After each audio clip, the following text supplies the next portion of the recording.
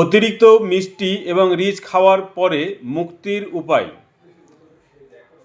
আমরা অনুষ্ঠানে বা আজকের ঈদের দিনে অনেকে বেশি মিষ্টি খাওয়ার পরে শরীরে একটা অস্বস্তি ভাব বা পেট ভার লাগা বা পেটে জাম ধরা বা বুকে গ্যাস চাপ ধরা বা অম্লতা, শরীর ভারী ভারী লাগা খুবই অস্বাভাবিক।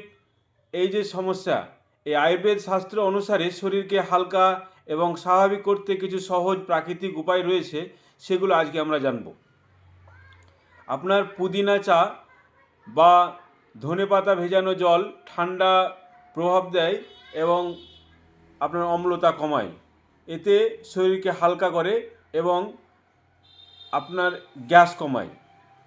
গরম জল, খাবার অন্তত 40 মিনিট পর একটু গরম জল বা হাফ গ্লাস গরম জল ধীরে ধীরে পান করুন। এতে হজম শক্তি বাড়ায়, এতে অগ্ন্যতা বাড়িয়ে শরীরের চর্বি ভাঙতে সাহায্য করে এবং গ্যাস কমায়। লেবু, আদা এক টুকরো করে নিয়ে, এক টুকরো আদা আর কয়েক ফোঁটা লেবুর রস, 1 চিমটে লবণ মিশিয়ে খান। এতে দ্রুত হজম হয় এবং বমি ভাব কমে যাবে আপনার। জিরা পানি, 1 চামচ জিরা পানি ফুটিয়ে পান করুন। গ্যাসের সমস্যা এবং পেট ফাঁপা কমায় এবং আপনার আগামী খাবারের রুচি বাড়াবে এতে, এবং যে পেটের ফোলা ভাব সেটা কিন্তু অনেকটা কমিয়ে যায়। ত্রিফলা, রাত্রে ঘুমাবার সময় 1 চামচ ত্রিফলা গরম জলে মিশিয়ে পান করুন। এতে আপনার পেট পরিষ্কার হবে এবং শরীরকে ডিটক্স করে।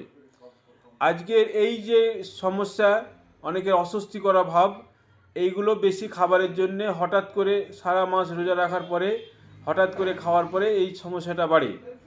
আপনার আগামী দিন হালকা খাবার খাওয়ার চেষ্টা করুন এবং যদি এখন বেশি অস্বস্তি মনে হয়, হিং 1 চিমটে, 1 টুকরো আদা, 2টি লবঙ্গ,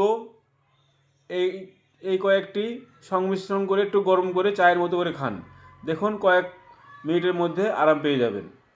আমার এই স্বাস্থ্যকর টিপস যদি ভালো লেগে থাকে, পেজটি ফলো করে সঙ্গে থাকুন। অন্য মানুষদের সুবিধার্থে পেজটি শেয়ার করুন এবং আজকে শরীরে কার কী অস্বাভাবিক পরিবর্তন সেটা কমেন্টে জানান। ধন্যবাদ।